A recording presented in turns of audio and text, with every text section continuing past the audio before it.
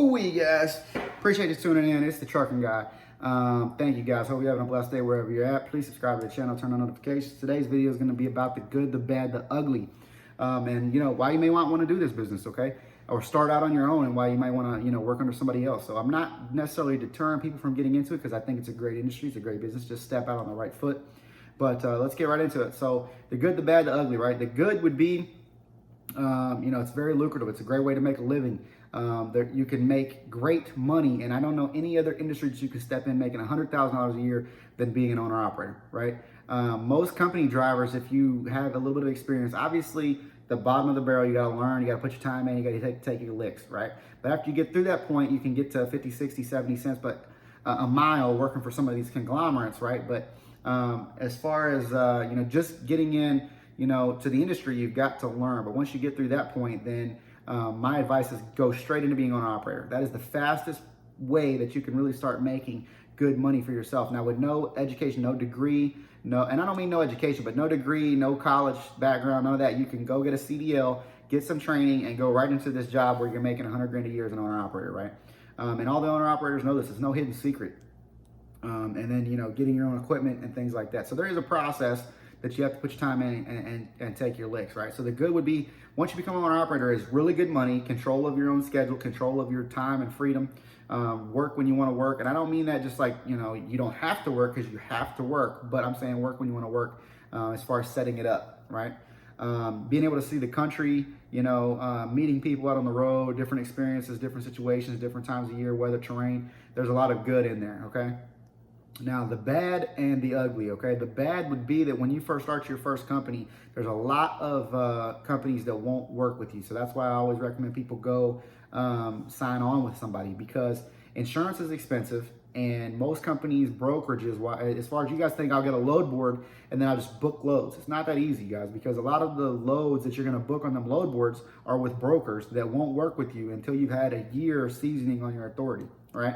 So that's part of the bad. You may call and they're going to say no hot shots if you're doing hot shot. Okay, so that's why I always recommend going to a semi and getting training on a semi and then becoming an owner operator. That is your best possible outcome, okay?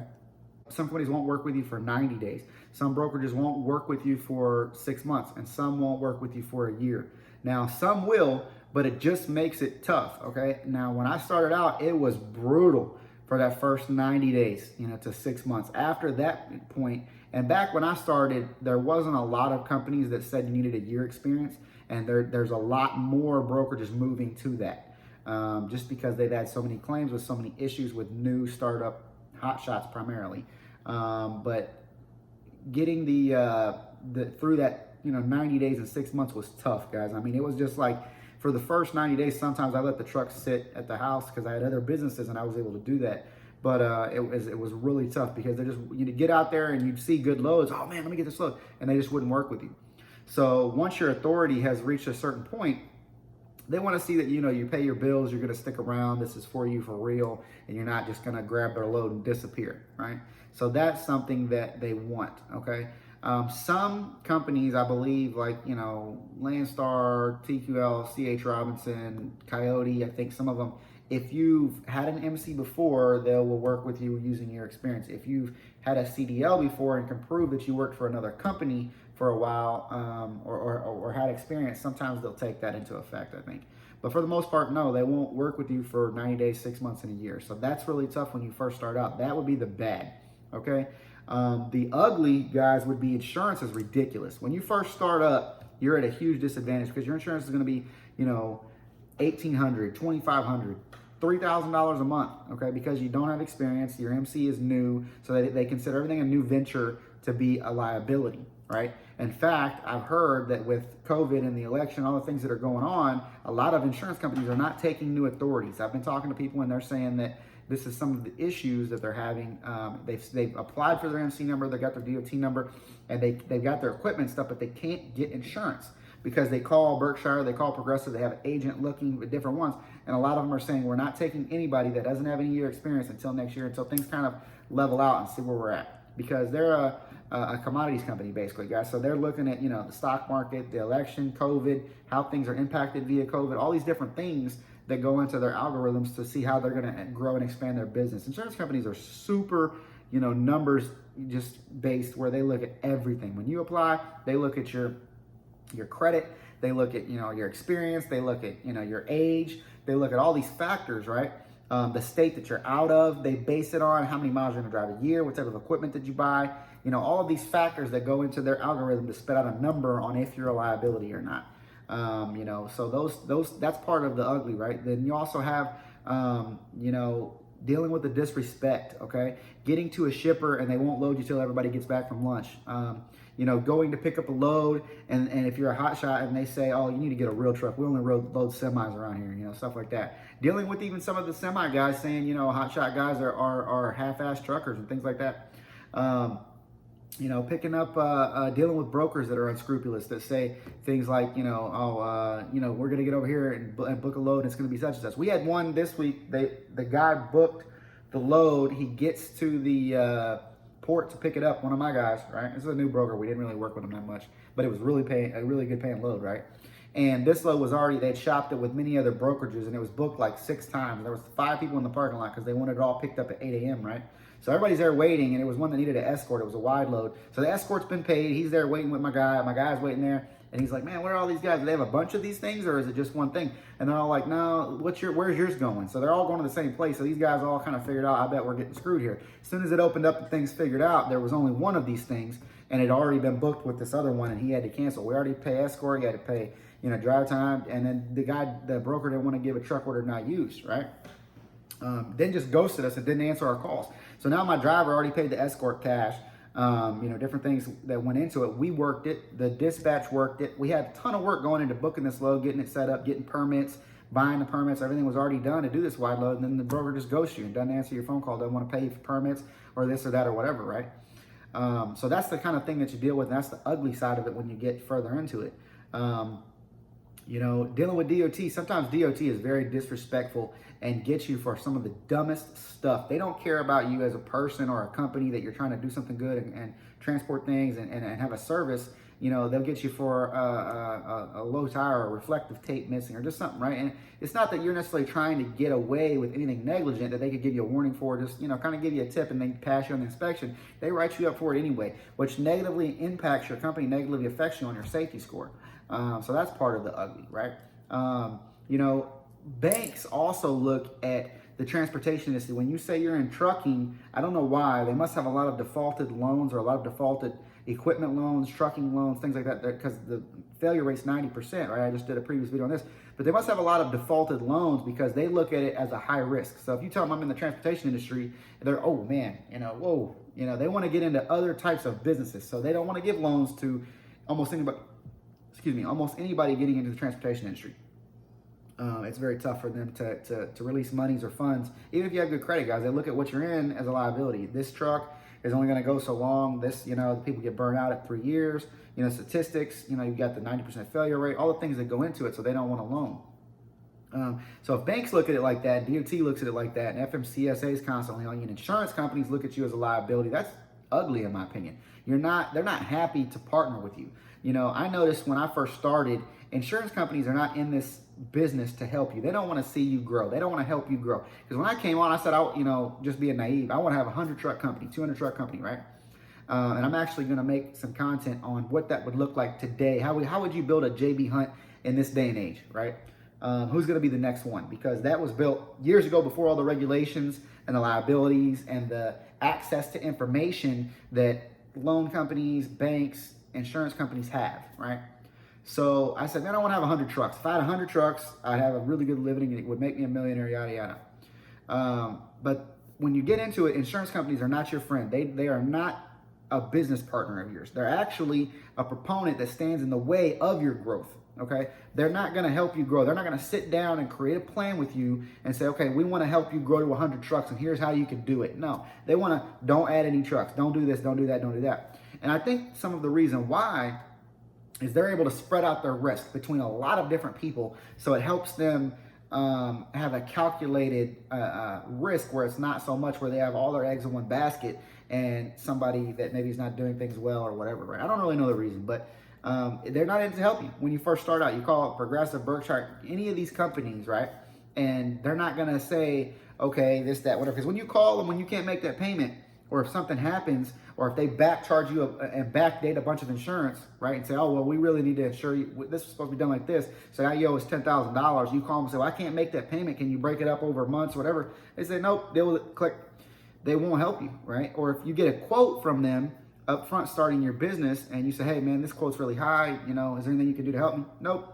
Deal with it. Click. Or they just won't answer the phone, guys. So they're not there to help you, right? FMCSA, a lot of the top echelon people have never even driven trucks. They have no idea what it's like to be at the bottom. They're doing it on a political field and not at the bottom side where they actually see what the driver's dealing with on a day-to-day basis. They're overregulated, guys. There's so much crap that goes into it. That's the cold facts. Is the industry is overregulated, underfunded, and the insurance is not in the best interest of your company, right? So now you don't have FMCSA helping you. You don't have the insurance companies helping you. Banks won't help you hardly get any funding for any equipment that you need, right? It's tough. It's very, very tough to get funding for equipment, guys. And there's so many negatives to that side of the industry that would definitely be what I would consider the ugly, okay, getting into it. You know, if they're looking at it that way, how do you think you should look at it, right? A lot of, you know, millionaires, I know a guy on YouTube that was considering, you know, buying a bunch of trucks and really scaling that type of business, and he already has money, and he said no, just simply for the liability of it, because if somebody dies is why in an accident you have assets, you have millions and you have houses and different things and properties, then there's a chance that they could pierce that corporate veil and go after you for negligence, you know, if they could prove it and different things and take, you know, things. So that loss of life is much higher because it's one of the most dangerous industries in the United States as far as classifications for insurance and stuff goes. That's why he didn't want to step into it. I also know another person of mine, a friend of mine, that said, hey man, this looks like a really cool thing I might want to invest in. And then after really looking at it and talking to a lawyer and stuff, they were like, no, we're not going to do it. I've got too much to risk if something happened and somebody died. You know, it's just not my cup of tea. Now, the money is there for people that want to take that risk and do it. But, you know, JB Hunt and some of these companies, you know, Swift, Snyder, you know, KLM, whatever, they've all had accidents that had casualties resulted. And I think about that sometimes as well, guys. If you're really planning on growing this business, this is part of the ugly. How do you deal with it? How do you get through it? How do you keep insurance if it was one of your trucks that caused the fatality, right? And there's a, you know, again, one of my friends said he knew a guy that had a casualty. They're still in business, okay? They're still operating, but they haven't maybe gotten through the lawsuits yet and the insurance and all the things that go into it, right? They haven't completed that process. So they may not be in business after 3 years. You know, it might take 2-3 years to get through that process, guys. The court battles, different things that happen are not just a real fast process. Sometimes those things, they bring in forensic accountants, they bring in, you know, safety people and directors, and they build out a accident profile to see who was at fault. They bring in forensic people to do that, and there's it's a large process, right, that goes to court. You may have to hire an attorney, you know, different things, and try to fight through that to keep your company and keep things going. And that's horrible that happens, but it's a risk that we all take when we're on the road. You know, I know a guy that has probably 10, 15 trucks. He's had them for 20, 30 years, and he was driving, and a young girl fell asleep at the wheel and ran into the front of his truck, guys, and he never drove again. And he still has a good company to this day. He was able to make it through that. You know, I would love to sit down and talk with him one day and kind of see what it was like to go through that. You know, if insurance, you know, paid her family or it was just a thing that was, I don't know, right? It was washed, whatever. That's a horrible thing, but it made him so mentally depressed that he could never drive a semi again. So that's something you guys got to think about, you know, as well as your personal well-being. That's part of the ugly. Any day, you guys can get in an accident and die. I see it all the time, especially every time the winter happens, you know, in Wyoming and some of these places where they have these major pileups, you see 3 or 4 or 5 trucks smashed together, and those guys are dead on impact, right? So that's part of the ugly, and you need to really look at that and say, hey, is this something that I want to do and take this risk, you know? Just in the years that we've done it, I've had guys, you know, roll, flip, have fender benders, whatever. It is very dangerous, so take it seriously. That's part of the ugly that you really need to look at and say, do I want to do this? You know, I used to think about that every day. It's the most dangerous job in America, and I've seen, when you're out on the road, for those of you that have been out there, if you're watching this video, you know that you've seen many accidents happen. You know, if you drive every day, you see them happen. I've seen guys texting and driving, come flying by me, run off the road because they didn't see traffic was stopped, and flip the vehicle. Right there, I've seen it. I was sitting there, you know, in traffic and seen it happen. I've seen stuff like that happen 4 or 5 times when I was driving on the road. Seen several accidents happen. But it's not a matter of, you know, when, it's a matter of if. or not if, but when, if this is going to happen, right? So, you know, that's part of the ugly, guys. I would also say that part of the ugly is, you know, living on the road. And if you're going to physically do this job, you know, a lot of them, it's hard to stay healthy. A lot of drivers have a tough time staying healthy. I know I did. When I was in the truck, I probably gained 20, 30 pounds. And, you know, it's tough to get rid of, guys. And you got cholesterol, diabetes, all the things that are issues when you're living in a truck because you're not moving, you're not being physical. So that's something to think about. That's part of the ugly. If you're gonna, you know, get into the ownership side and have drivers, you know, managing those drivers can be ugly because you may have to let one go. You may have to counsel them. You may have to deal with problems all the time. You know, that's part of the ugly. So when you first start out, I would say that, you know, the good, bad, the ugly is, you know, the good is you're going to make really good money, potentially, if you do it right, okay? The bad, you know, can be the problems that you're going to have to, and the stress that it can cause, you know, insurance and different things that keep you up at night, not knowing what's going to happen next year, right? And you know, the ugly, like I was talking about with the insurance as well, it's like they don't want you to grow. If you even say, oh, I want to grow to 5 trucks, well, we don't want you, is what the insurance says. We don't want you. I want to do this. I want to haul cars. The first year, no, you can't haul cars. We don't even say that. Don't mention that. Don't say you want to haul cars because it's going to cost, you know, $50,000. You can't afford it if you even mention it, right? So they're not in it to help you. I don't understand. I don't know why the insurance companies won't counsel you and say, you know, let's build a plan, you know, in the beginning and say you want to have 10 trucks.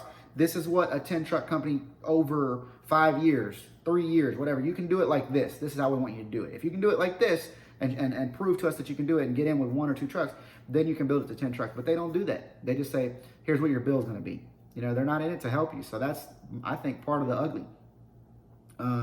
You know, factoring companies are not in it to help you. They're quick to take money back from you and back charge you and screw you at the snap of a finger. And they do not care. You could say, man, you just took $5,000 out of my account that I didn't know you were going to take, and I don't have any more money.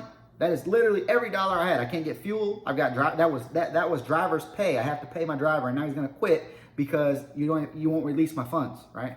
So they're not in it to help you guys. They're not. I don't care what any of them sell you on. They're not your partner. They don't care about you being successful and benefiting you. Otherwise, they wouldn't do things like that. They would say, okay, well, you owe us $5,000. Let's build a plan on how you're going to pay us back over this much time. They won't just take it out of your account and say, you know, tough titty, right? But I know a lot of people that this has happened to. It's even happened to us sometimes.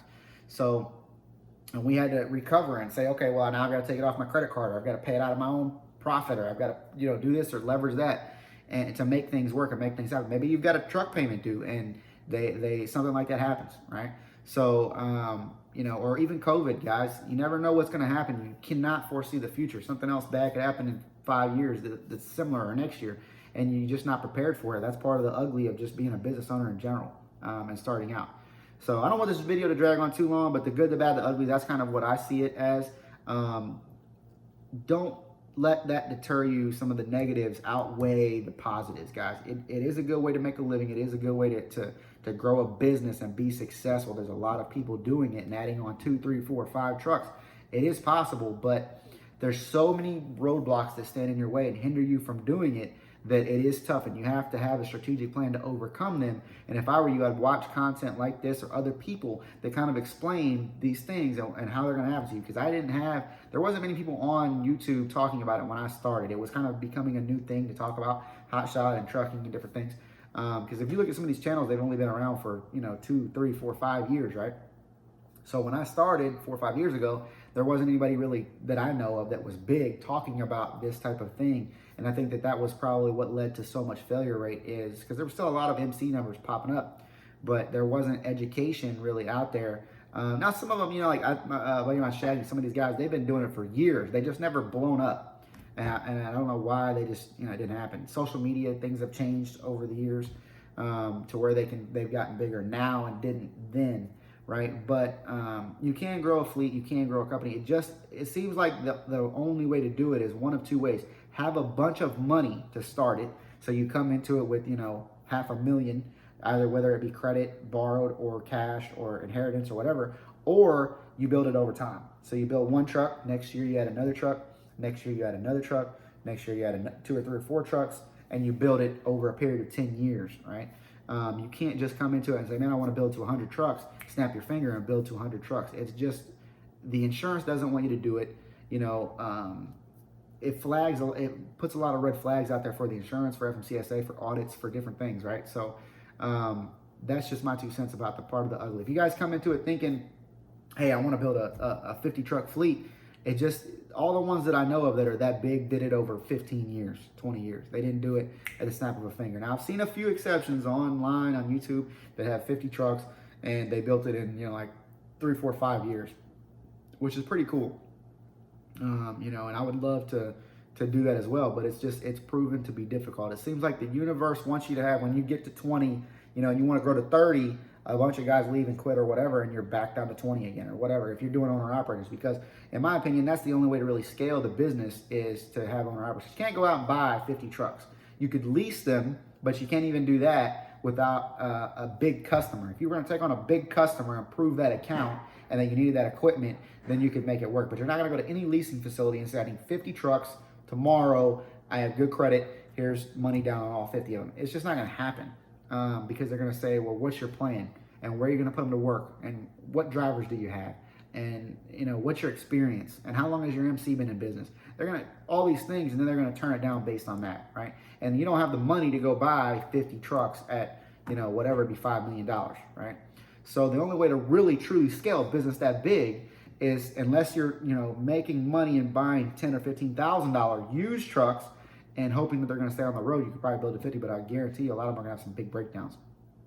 Seen that happen too. A lot of guys buy them for 20, 30,000, and they own the trucks and things like that. But the majority of the time, the companies that are that big, most all of them that I know of probably, 5 to 10, they are mostly owner operators. They have, 5, 10, 15 company trucks, and some of those are financed, some of them are leased, and some of them they own outright. And then the rest of the company is owner operators. So it's just difficult to build a company that size. It's almost impossible to 50 trucks in 2 years. Okay, it's very difficult. Not saying it can't be done. I don't know how to do it, and I don't know anybody that's done it. And they build it over time, and it is possible though to build it over time and do it that way. So that's part of the ugly. That's part of the good. Just realize that when you go into it, the information that you get to the insurance company, all these different things, they're not your partner. They don't want to. They don't care if you succeed or fail. They do not care. You're another number in a large group that they do not care about. You could fail tomorrow. They don't care. They're going to go after the next new guy to get his money, because if they can get him on, in my opinion, for 6 months and nothing happens, and then he fails, they just go to the next guy, the next guy, the next guy, the next guy, right?